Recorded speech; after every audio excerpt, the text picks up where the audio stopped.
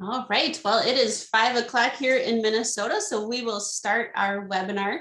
So thank you everyone for joining us tonight. Just as a reminder, this webinar is being recorded, so we will be sending a link with that recording in a few days after it concludes tonight. So just a few reminders, we're having our webinar with Tanya Aldred and we're all very excited. And we will leave a little bit of time for questions at the end. So you can type your questions into the Q&A tab at the bottom of your screen. And I will be asking them out loud to Tanya at the end for her to answer live tonight. And then if we happen to not get to all of them, we can try to work out getting some answers to you after the fact as well. If you are not joining us for our symposium, we have a symposium coming up. You can meet Tanya there if you would like, but we are really excited for tonight's webinar. So just again, as a quick reminder to use that Q&A tab if you have any questions, and that link for the recording will be coming in just a few days.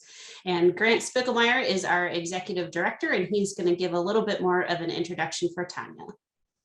All right, thanks, Krista. Yeah, we are very excited to have Tanya with us this evening.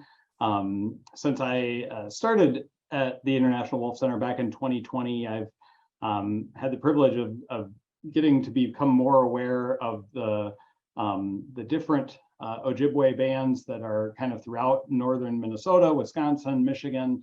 Actually, the land that the International Wolf Center Visitor Center is on is traditionally Boys Fort band of Chippewa land, and it's still covered under the Treaty of 1854. You know, and I've been learning all about that history, as well as getting the opportunity to learn about the relationship between the Ojibwe or Anishinaabe people and the wolf, or as they call it, Maingan. And I've really found that fascinating, and I am so grateful to Tanya in her willingness to come and talk a little bit about that relationship, and both culturally as well as the work that is going on with wildlife biologists on many tribal lands. There's a lot of wildlife biology and science going on. So I'm excited to have an opportunity to learn about that tonight with you all. And I will say, this is where I did learn the right word, miigwech, which is thank you. That's what I did mean to say. But I will also just read a little bit of Tanya's bio for everybody, so you know what her background is. Tanya Aldred is a carnivore biologist with a group called the Great Lakes Indian Fish and Wildlife Commission, which I also learned the acronym GLFWIC, which gets tossed out every once in a while. You'll hear GLFWIC, especially with things that go on in Wisconsin wildlife management. You'll hear GLFWIC mentioned a lot. That's the Great Lakes Indian Fish and Wildlife Commission. And Tanya has a bachelor's from Michigan State University in Wildlife Management and Ecology, and a master's degree from Purdue University in Wildlife Science. She is an Ojibwe tribal member of the Keweenaw Bay Indian community in Michigan. And I also like this little tidbit. She's been fortunate to work with many species, not just wolves, but also things like bottlenose dolphins, bald eagles, fishers, and martins. So wide diversity of wildlife that she's gotten to work with. So thank you, Tanya. We're looking forward to hearing from you tonight. Miigwech, and just I know the Keweenaw is hard to pronounce unless you're used to it. Keweenaw, yeah, that's okay. And sometimes you should get up to the Keweenaw Peninsula. It's beautiful. I bet this time of year the colors are starting to peak in Michigan right now. So, and on a day like today, it's gorgeous. So thank you. Okay, bonjour everyone. Miigwech for coming back again tonight. I want to sincerely apologize to anyone that was waiting for this presentation 2 times before. I unfortunately got COVID and I was coughing nonstop for, you know, just several weeks. And I unfortunately received some very distressing news right before my last meeting. And I wanted to this is going to be an unusual presentation that most people aren't used to. Most people are used to giving PowerPoints, and I've realized when I start talking about culture and my background, my experience with these animals, my connection, I like to just talk out loud. So this is my first webinar. And so please be patient with me because I wish I could see everyone. And I'm looking forward to meeting some of you, hopefully most of you, at the upcoming Wolf Symposium next week already. So I'm really looking forward to that and meeting some of you in person. So miigwech, and thank you for attending tonight. So I'll just start off. Buju, Wabishka, Benesi-kwe, Indigenous, Makade, Makwa, Indudame, Ga Kiwe, Onaning, and Dunjaba. So what I like to do is to honor my culture and my heritage, and with Ojibwe is we introduce ourselves in our native language. So reverted back to English, it's hello, my name is White Thunderbird Woman. I am from the Black Bear Clan, and I am from the place across the water, which is also Anishinaabe Indian community in the Upper Peninsula of Michigan, right on Lake Superior. So I've been very fortunate to live all over different places, multiple places on Lake Superior. So I'm very grateful for that experience. And so to start off,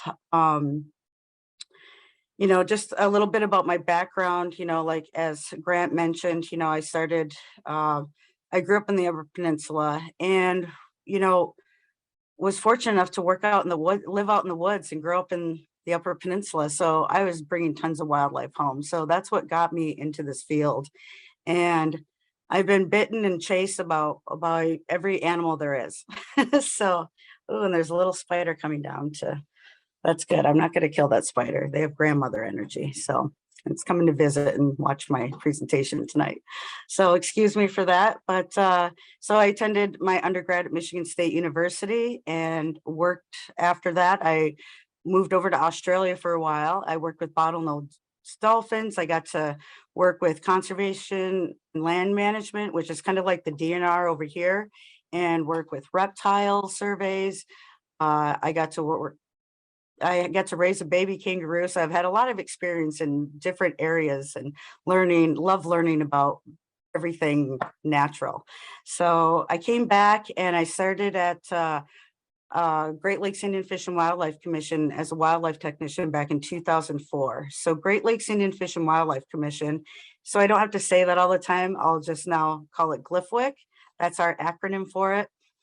And I started there as a plant and wildlife technician. So I got to learn my plants inside and out and learn their Latin names and did a lot of surveys, fed a lot of mosquitoes. And that taught me the basis of, you know, what everything else lives off of and the herbivores. And then, you know, as I've developed this knowledge, I was also fortunate to work with GLFWIC and get to meet many of my other family that have worked for GLFWIC that I didn't know in the past that had worked for the organization I work for. And so then, you know, learning and these where I didn't find out till I came to Bad River, GLFWIC works on Bad Rivers Reservation. We work for 11 tribes in 3 states, in Minnesota, Wisconsin, and Michigan.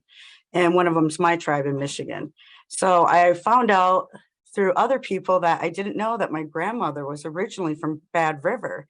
Then I found out I had relatives on Bad River. And so my family's huge, and they're all over the place. And it's great to run into family and cousins and the relatives from other reservations that I didn't know I had. So that was a beautiful experience.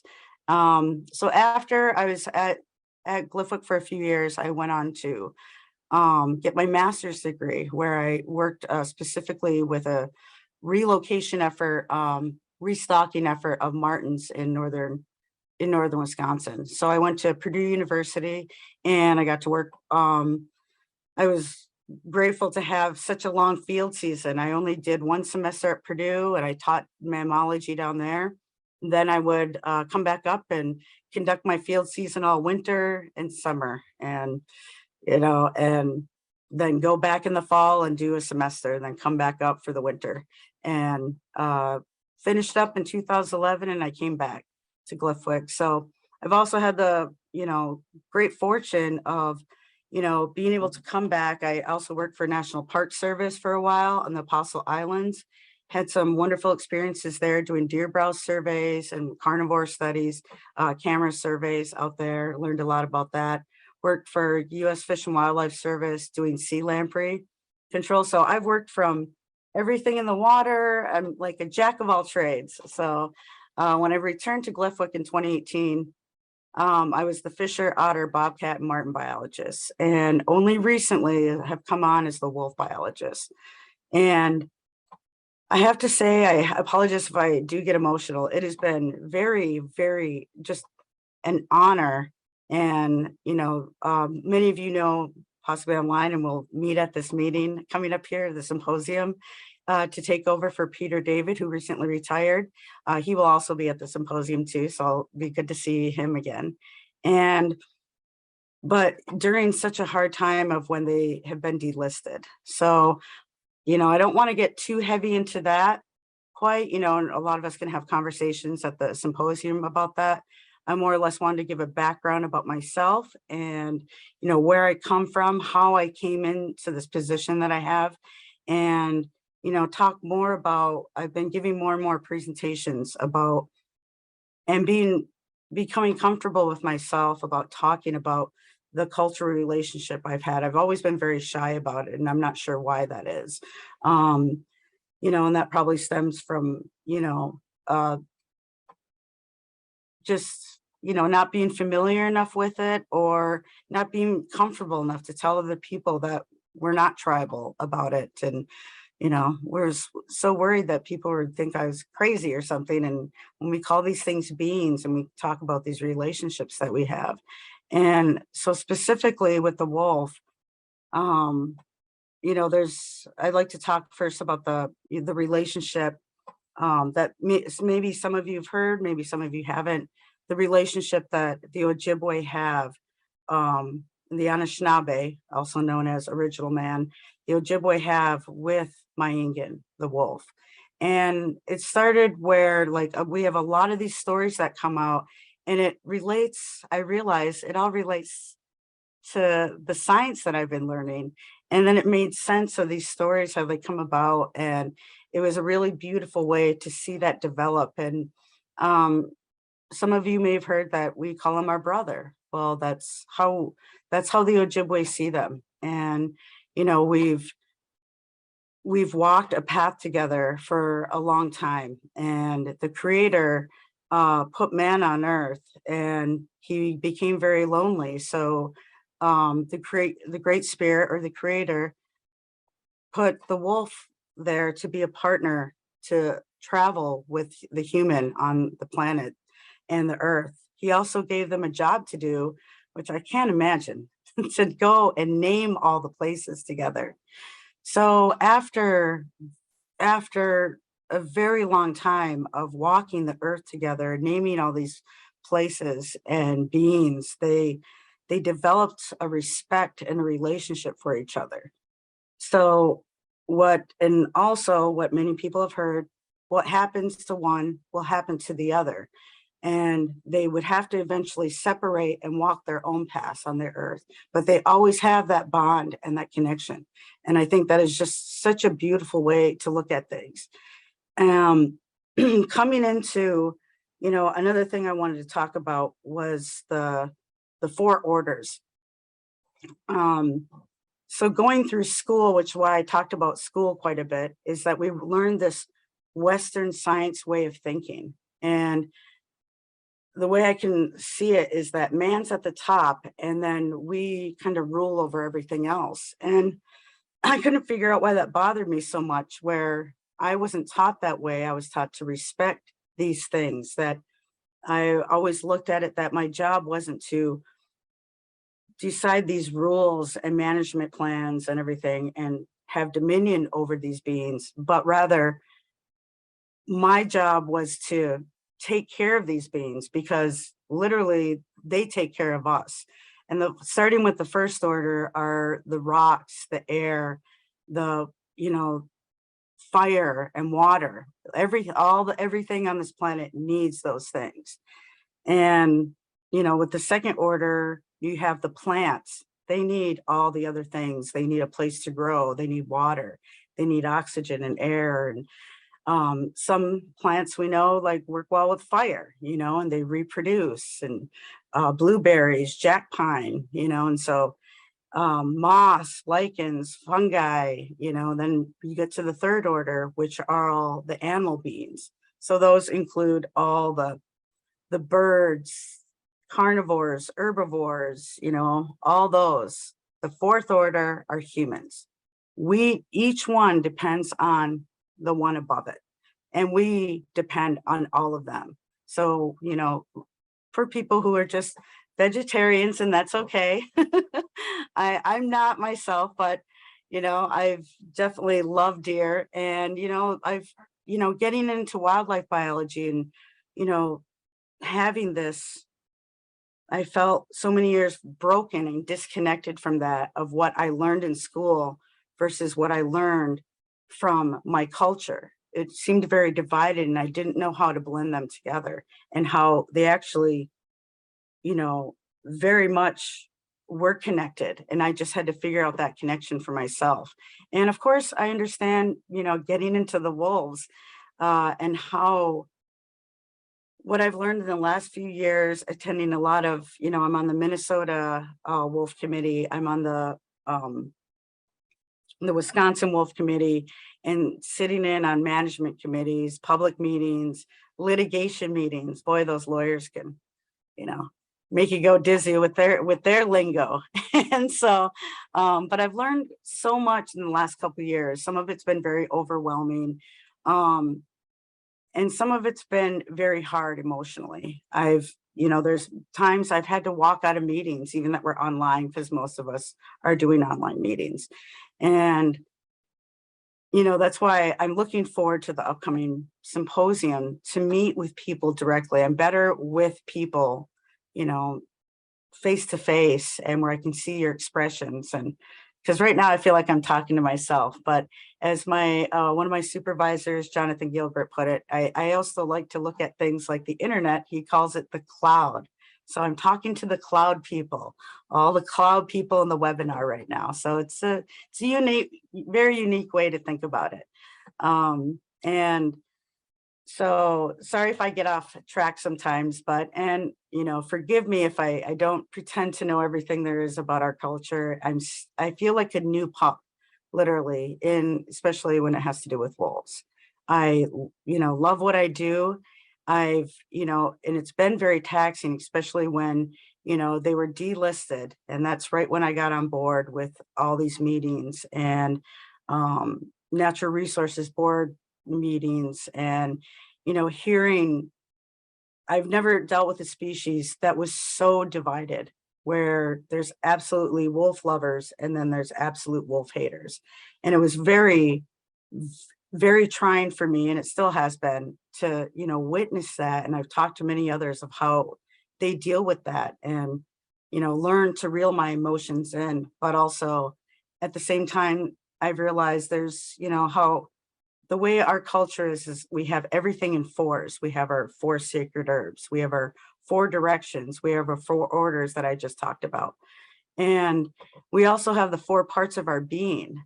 And what I was taught in school was that you bring, the mental part, the thinking, the learning, you bring that with you. Professionalism, you bring that. You leave emotion at home. There's no place for emotion in management. There's no place for that. And spiritual, you leave that at home too. There's no place for that. And that's why I always struggled with this connection with myself, and only recently have been comfortable talking about it with people, because I realized there's 4 parts of my being. So to ask me not to be half of myself is impossible for me. So sometimes I will be emotional, and I'll try not to be emotional all the time, but I'm I'm very grateful and learning how to balance all of those. And I can't be all emotional all the time, but, learning to balance that spiritual and the physical and the emotional, and, and also learning how to respect others' viewpoints. I've had absolute wolf haters come up to me and, talk about very negative things. And you can tell when there's people that talk about it, that they want all wolves to die and they're ruining the deer population. I realize I don't really want to have conversations with people that are really aggressive that way. I don't respond well to it. And so I'm not there to change their mind or anything. If anyone wants to have a good, healthy discussion with me, and that's great. Let me know. Let's find a time to talk about this or discuss it. But when it's brought at me so aggressively, you're not going to change their mind. And this happens in other areas of not just wolves. I've experienced it in climate change where, I'd be at climate change conferences and people are like, oh, that's, fake news and all this. And I'm like, and I've talked to other people of how do you deal with that? And they're just like, you can't give your energy to that. And so, and I'm still learning to this day how to balance all those things. So I didn't want this to be a PowerPoint presentation, because I'm sure all of us online have sat through countless PowerPoint presentations. And, it's not something I'm comfortable doing on a PowerPoint of yet. I like to just talk about it. I let my heart guide me, and I let, these type of talks deserve that honor and respect of just focusing. And, I've been talking about this stuff for years, my friends, to coworkers, to myself, my pets, and I've become much more comfortable with it. I've been giving presentations about the relationship that Ojibways have with bears, especially that I'm Black Bear Clan, and I've learned so much, not only about myself, but also about the organization I work for, and learning to balance that, to help let that heart guide me through those management plans, to guide me through those meetings, so I don't get so upset. But there's times that the Ojibwe were very upset during that last wolf hunt, and other people I know walked out of meetings. So they didn't want to discuss this. They didn't want to talk about the hunting. They didn't want to talk about this. We don't, a lot of people in our communities, in the Ojibwe communities, not all of them, I must say that, some of them feel that, if it's like asking us to kill one of our brothers or one of our sisters or our uncle or auntie or cousin, like, how can you ask us how many we're allowed to kill? It's very hard for us to balance that and come to that understanding when you're dealing with state laws that are in place, that, like in Wisconsin, by law, if they are delisted, they have to have a wolf hunt. It's very difficult for us to get through. And sometimes, we do make headway, and we have to have a lot of meetings to discuss this and have that, we want to move forward. I think I saw someone's question earlier about, the management, the Ojibwe, talk about with multiple states. And we want, we discuss, this coexistence with wolves, this, I don't know, some of us discuss stewardship. We're not sure how to, the word we use are very important, because sometimes they can be taken, word for word and used back against us. So we want to be careful about the words that we choose to when we write these tribal management plans and how we bring them forward, and to actually have co-management and have the states work with us and honor, those treaties that are in place, that, that we are not a stakeholder. We are an entity and need to be treated as such, as equals, not as some other group over there that just thinks this. And that's, and it's been a balance that I've had to learn and just sit back and listen when we're at public meetings, because they have their voice too, and I have to listen to that and take all of that in context and, try to be this biologist or wolf biologist. And I'm literally just starting this new path, and it's been honorable, and I'm very grateful for it, but it's also been very trying too, especially during a hunt, during their delisted, and learning to find my way forward. And so I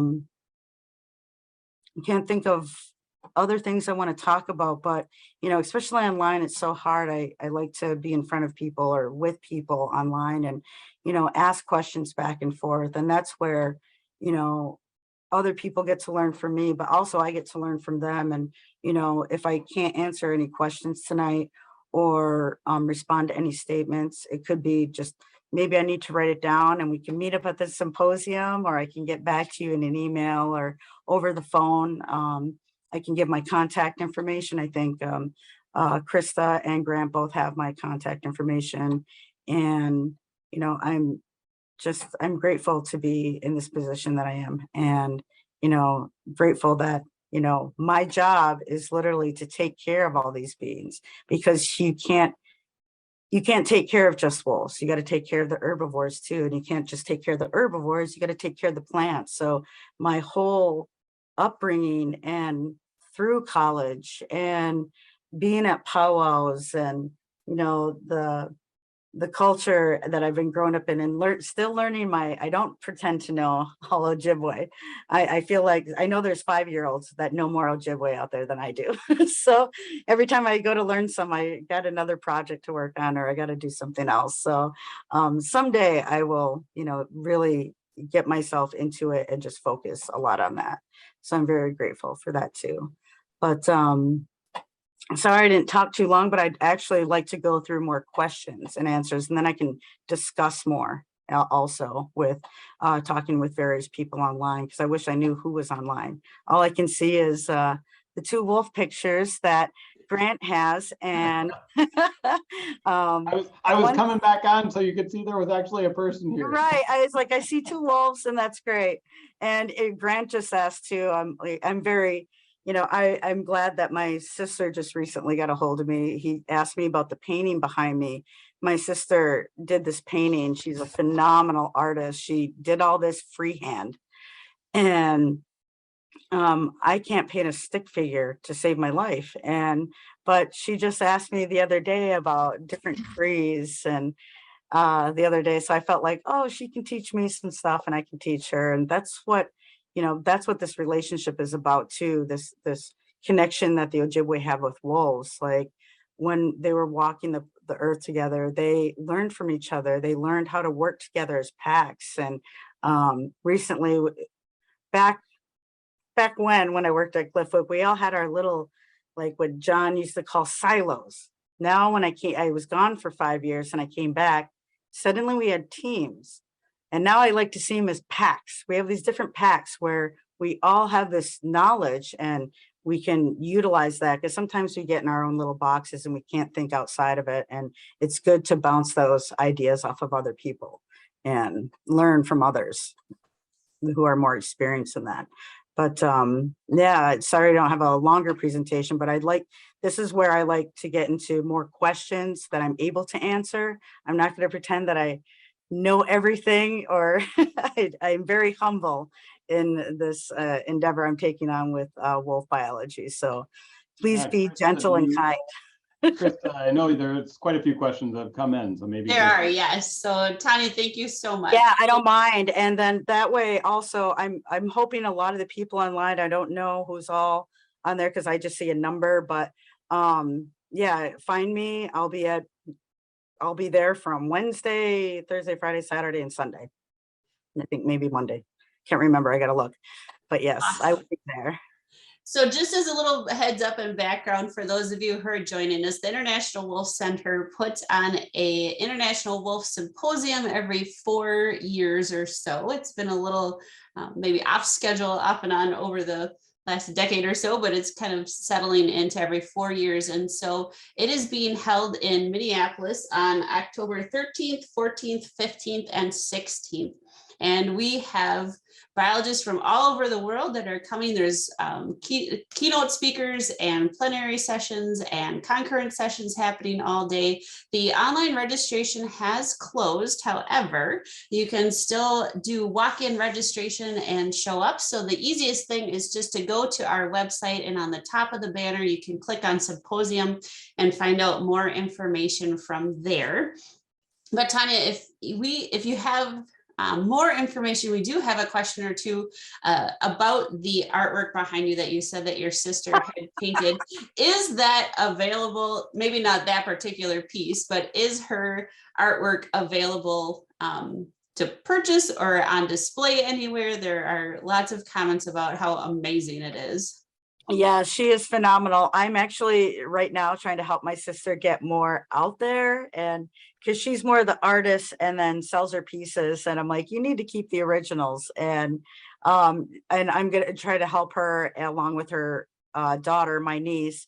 She knows computer graphics, to get these in a venue where she can have them to print, so she can sell prints, not the original. She did this specifically for Badenoch Community College. So that's where this artwork is up. And she does, I think she did our tribal judges at Keweenaw Bay. She does, what do you call that? Where you're hired to do a specific piece. Oh, like a commission. Commission, yeah. So this was a commission piece, and that she also does as well. So, yeah. Yeah. Great. So some of the questions we have are, is Glyphwick currently involved in any specific wolf research? Not directly. We haven't gone out and, well, with Peter David, I know he participated on wolf howling surveys with the wolf. Sorry, I'm gonna blank all the different groups. Timber Wolf Alliance, TWA, and he participated on that. We're also, this coming winter, we are going to get trained in, and our technicians trained in on participating in the wolf track surveys that the state does. So they sectioned up the entire state into various areas. Then they have biologists teach the technicians, volunteers. The state of Wisconsin puts this on, so we'll be participating in that. That eventually that data helps to develop the model for the wolf population that the DNR, Wisconsin DNR, puts out. So that in that way we are directly, but we don't, Glyphwick itself does not, we don't do collaring or anything like that. Okay. Right now. Great. And do you know what the management plan that the Ojibwe have for gray wolves is? Say that again? What is the management plan that the Ojibwe have for gray wolves? Well, so with the tribes that Glyphwick works for, like Glyphwick isn't a tribe itself, we work for 11 tribes. Several have their own management plans, and they vary depending on each individual reservation. So if someone comes to the meeting, if they are attending the meeting, I'll make sure to bring those with me and, discuss it in more detail of like what similarities they are and what, differences there are according to where they're at and where they're located. I mean, overall, the majority of the Ojibwe tribes that Glyphwick works for, they want that coexistence with wolves. They want that balance. They don't want to participate in the hunting. But that's a communication that we have with the states, and we have to develop these relationships, and and we also work with multiple universities that we conduct research with as well. And so we have like our kind of fingers everywhere, basically. I kind of see it as like the roots of a tree. They're kind of all over and this and that. And there are maybe some tribes, or there may be some tribal members. I'm not saying, I don't want to make it sound like every single Ojibwe thinks the way I do or has the same feelings. I mean, I know some tribal members that say, I want to, hunt a wolf.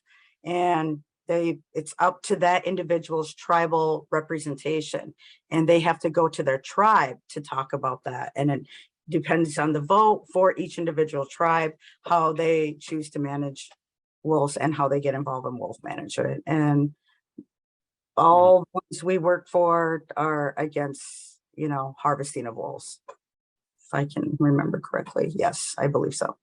Okay, great. And are you finding more respect for your culture's viewpoint in the meetings with non-Indigenous people? Say that again. Are you finding more respect for your culture's viewpoint towards the wolves when you're having meetings with non-Indigenous people? Yes, definitely. I've learned that from working with Peter David as well, because I was very fortunate to work directly with him for many years. And then especially in this last year when they got delisted and then there was a hunt and then all these meetings took place, I was on every single meeting with him and, had a lot of discussions with him. And when I used to work with him before, when I was at Cliffwick before as a technician, then I came back as a biologist after I got my master's. He's even talked about, because I haven't gone through every single piece of wolf data from all the past since I was just put on it recently. But, from the sounds of it, and what I've seen on various surveys that are conducted by multiple states, and there's some upcoming surveys that have been done, and there'll be future surveys definitely of public attitudes of non-tribal viewpoints towards wolves, and it is shifting finally, and it's taken a while for that shift to happen. I mean, I think more people are involved in it. I think more people are recognizing that they need to have their viewpoints voiced, and they have to, participate in those surveys and stuff, and not just let those go by when the states open up those surveys for everybody. Sure, absolutely.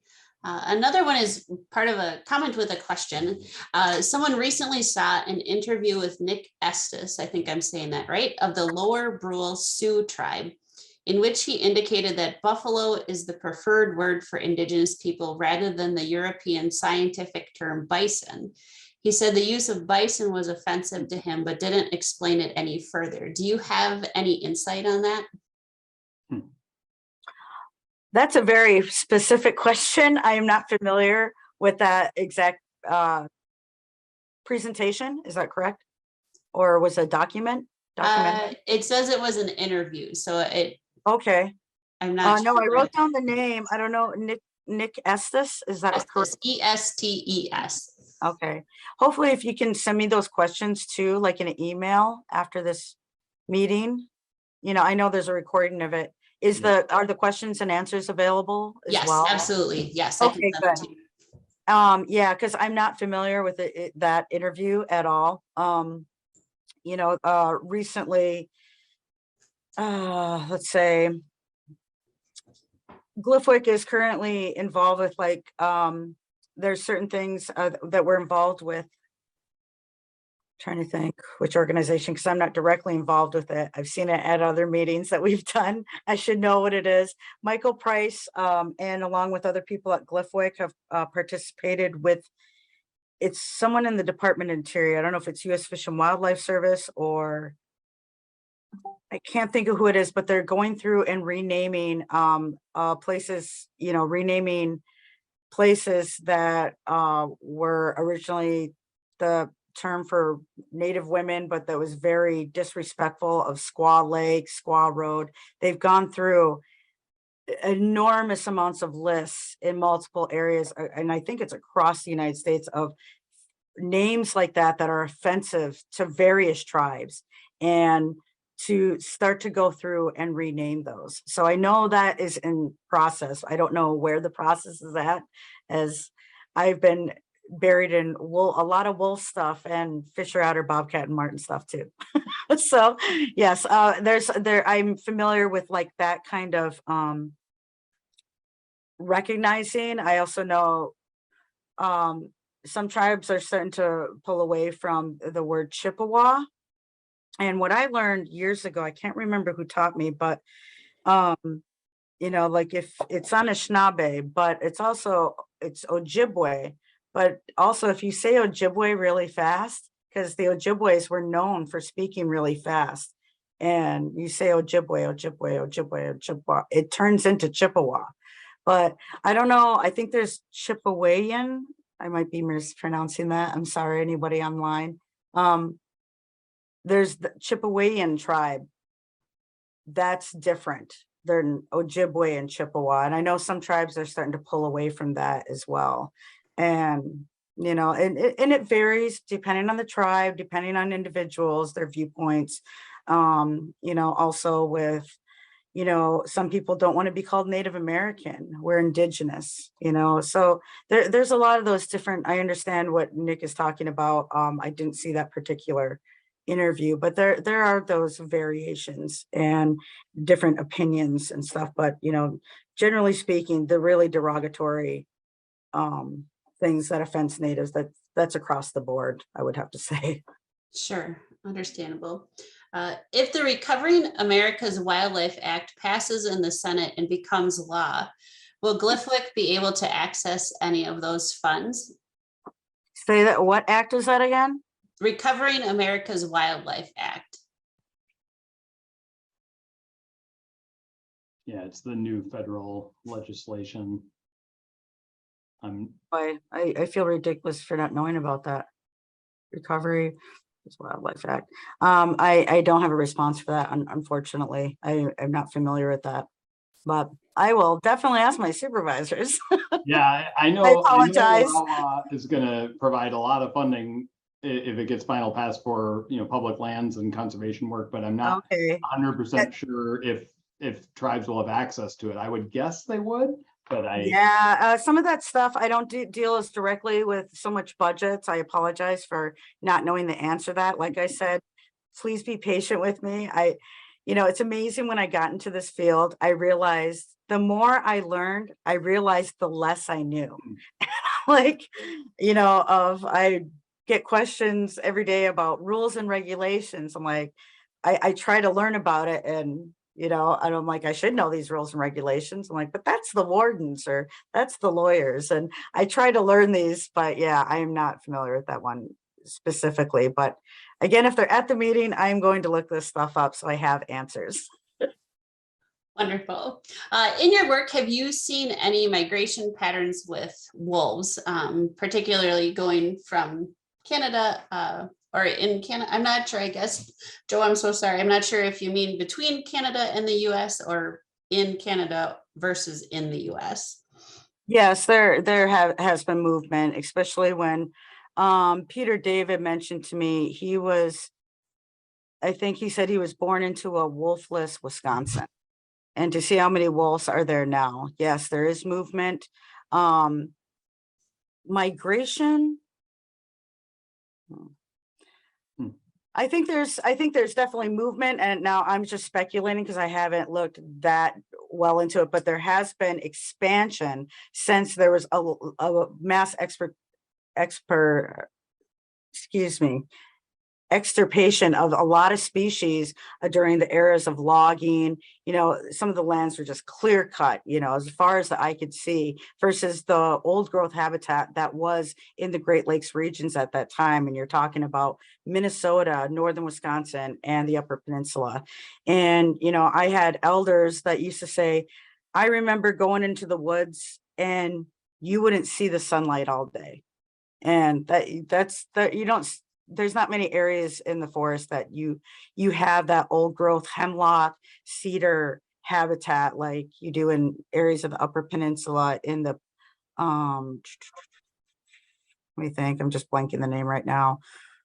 Porcupine Mountains area. There's like massively huge hemlock, and you know, even some of the people, like you look at some of those old photos and you see the size of the white pine and the hemlock that they were taking out way back then and hauling out on horsepower.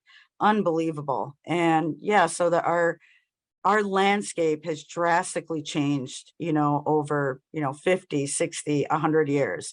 So yeah, there has, now that we have more that spotty habitat coming in, and there's pockets of this type of old growth, especially northern Minnesota, Canada.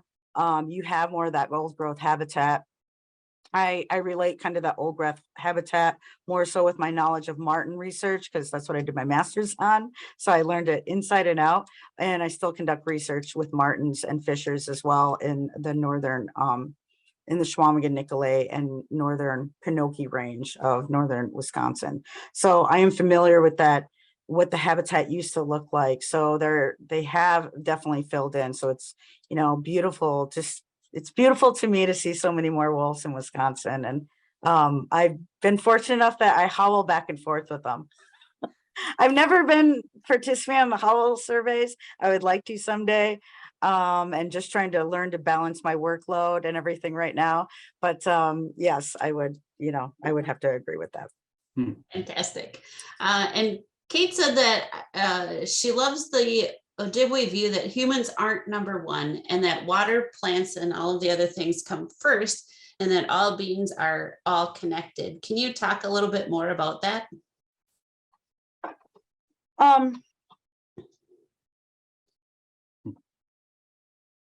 Well, without anything that I just mentioned earlier about the tiers, you'll also notice that we maybe, I probably go back and forth a lot when I talk about beings, and we consider these beings, all these animals and plants are sacred to us. They all have spirits. The rocks, the air, that's a spirit that we need to respect.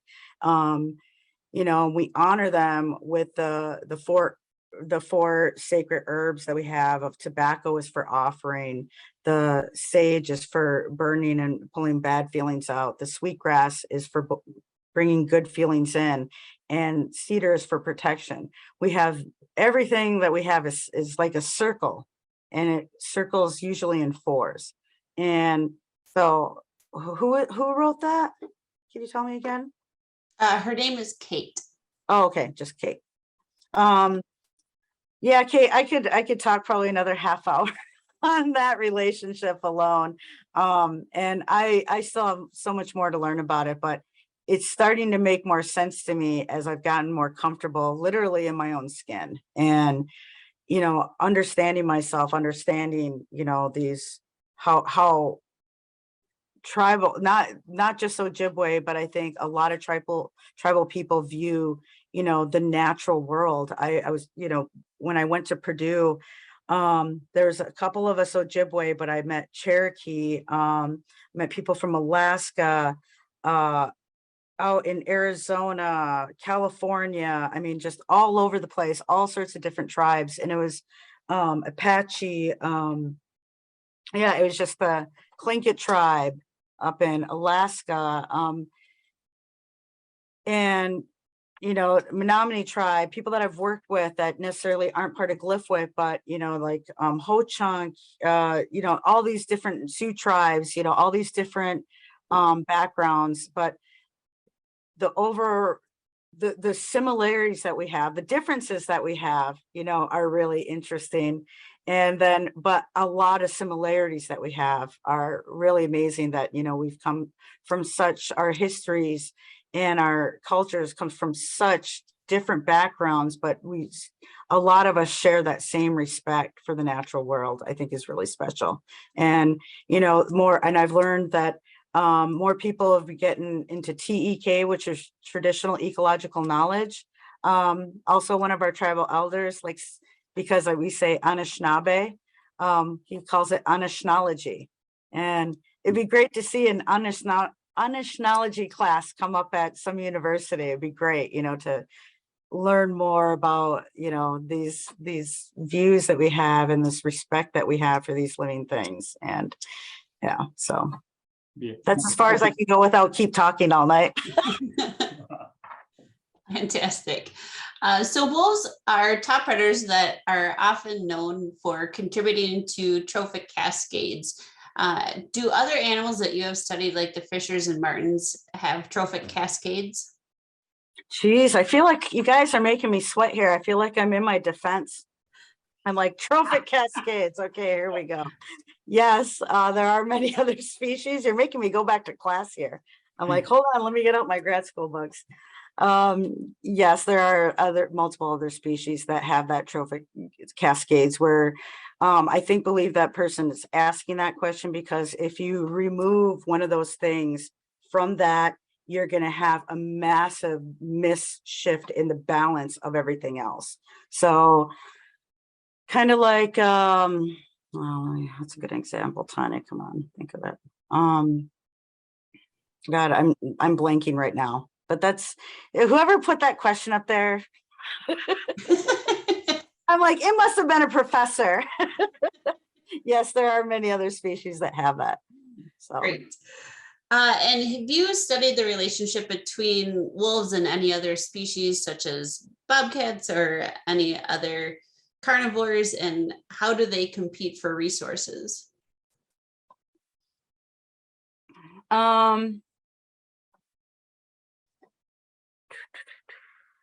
Well, like I said, I'm very new to the wolves, to the wolf research, to the wolf biology, the backgrounds. I mean, everything I've been learning literally besides meetings, outside of my own time, at other universities and presentations I've given, learning from others. I have a lot more to learn. But sorry, what was the question? I'm blanking right now. The relationship between wolves and other species, bobcats or other carnivores. So obviously I have more experience with fisher, otter, bobcat, and marten, especially relationships with fisher and marten. You know, just for example, fisher and marten have a lot of competition for similar resources. And I guarantee that, you know, there are competition for resources between other canines, coyotes, let alone habitat, fox, you know, the various, not only competition for resources, but they're also going to be affected in different variations of climate change, whether there's deeper snow or less snow, warmer habitat, less habitat, habitat fragmentation. All these species are going to respond differently depending on, you know, what the given scenario is. So, yes. Sure. And can you talk a little bit about how are policies that the U.S. has enforced on tribal lands? Say that again. How are U.S. policies enforced on tribal land? So I think, as an example, if there are wolf hunting seasons in various parts of a state, such as Michigan or Minnesota or Wisconsin, how are those happening on tribal lands? Is it separate laws that are on tribal lands? Yeah, tribal on tribes, it's called what's called tribal sovereignty. The tribes, you know, the tribes run that themselves. What Glyphwick works for, and it takes a while to like grasp this. It took me a few years to grasp what we actually did. We don't work on reservation. The tribes themselves work on reservation unless we're asked to assist on reservation. We work in the ceded territories outside of the reservation that are on federal and state lands. And so it's all the 4 ceded territories that Glyphwick works for are in 3 different states. And some of those ceded territories, those are lands that were ceded to the federal government back in 1836, 1837, 1854, and I'm going to miss one. I can't think of my 4th one right now. I'm blanking, but so I'm not familiar with all of the specific U.S. policies on reservations. I don't know how, that would be more of a litigation question. I think I would have to ask some of our lawyers about, and I should probably know more about that, but that's a good question. But as far as but certain hunting policies and that, the tribes make those rules, and the tribes make all their different rules, how many tags they allowed, how, it's up to each individual tribe. Now, I'm not as familiar with the tribes out west or how the tribes run in Canada and how that works, but in the US. In the ceded territories, am I right that the reason Glyphwick is involved in the ceded territories is you maintain some hunting and fishing? Yes, right? that's what Glyphwick. Sorry if I didn't say that earlier. Yeah, we assist those 11 tribes within those 3 states with the implementation of their hunting, fishing, and gathering rights in the ceded territories. So not on the reservation. Outside, off the reservation. On reservation, the tribes each themselves develop their own rules and regulations. Great.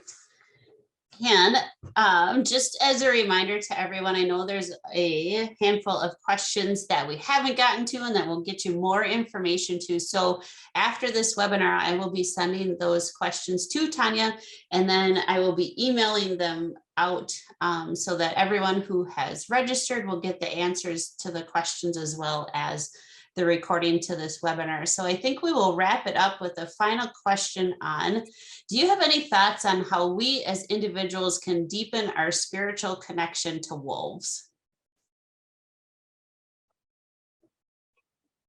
I would say get involved with an organization that has a positive message. Definitely, like get involved with the tribes when they have various, I would say definitely get involved with the tribes. And a lot of these things are open to the public, you know, go to powwows. Those are open to the public. Talk to elders, go to these language classes like Red Cliff. They have a language camp. I used to go and teach plants to kids up there. And then they'd learn how to make moccasins and learn how to make a birch bark, you know, how to gather birch bark. You know, we have a lot of people that work at Glyphwick and other tribal elders that we know, and we learn from each other. And, you know, participating in events like that. We post a lot of stuff on our Facebook of upcoming events. Also, we just recently, every summer we have the Healing Circle Run, and that lasts for 7 days or 9 days. I've always wanted to do the whole thing, and I end up getting so busy that time of year. But it's a run that goes through all the reservations. And my sister did the artwork this year for the t-shirt design. But yeah, if I got to talk to my sister, and hopefully if whoever asked that question about her artwork, I'm like, we got to get your website up and going, and, you know, get her on the board out there. And yes, so I definitely say participate in those events or come up for them. A lot of them happen during the summer. You know, keep a lookout on our websites, not only Glyphwick, but all our member tribes, and I bet you other tribes out there too have other links of events happening, powwows, beading. That's how, if you want to understand more, you got to get involved with the people who do those things, and don't be afraid. We're all here to learn from each other in a good way and from the heart. So I think that's what we're all doing online here when we discuss these things. Yeah. Yes, absolutely. And Tanya, thank you so much. And just your sister has quite a fan club happening on this webinar. So the website would be fantastic. And telling her, I'm not putting your artwork up again. They care more about your artwork. And they asked me questions like I was in my defense. No, I had a great time. I'm glad. And that's why I show her artwork off. And she's like, oh no, I got to get my stuff going. But I'm a little bit more technically savvy than she is. I'm like, I've just learned to be on TikTok. Usually, mostly it's my dogs in Lake Superior. But yeah, I'm like, I'm going to get you going on this, and we're going to do some fun stuff together. So I'm looking forward to, hopefully some of these people online are going to be at the presentation. I'll try to get back to these Q&As. If I don't see it there, I will try to get responses back. Yeah, I don't know if you have a contact list or if you leave your information in the question and answer area of an email or anything, or if someone writes you directly, Grant or Krista, regarding this.